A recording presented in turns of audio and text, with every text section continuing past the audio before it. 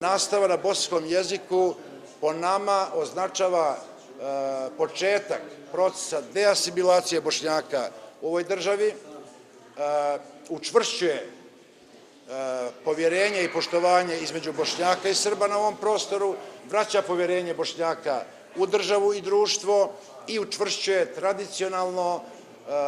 toleranciju, suživot, zajedništvo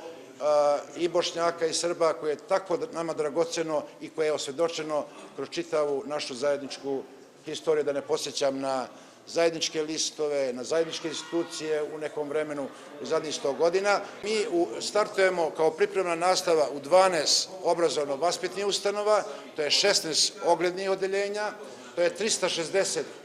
učeničke populacije, dakle u pripremnom razredu, prvom i petom razredu osnovne škole i u prvom razredu gimnazije, a da vas podsjetim da to od septembra znači sledeće,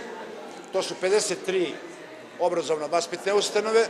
35 osnovnih škola, 4 predškolske ustanove i 9 srednjih stručnih škola plus 4 gimnazije u ova 4 grada. To je populacija od 10.000 učenika.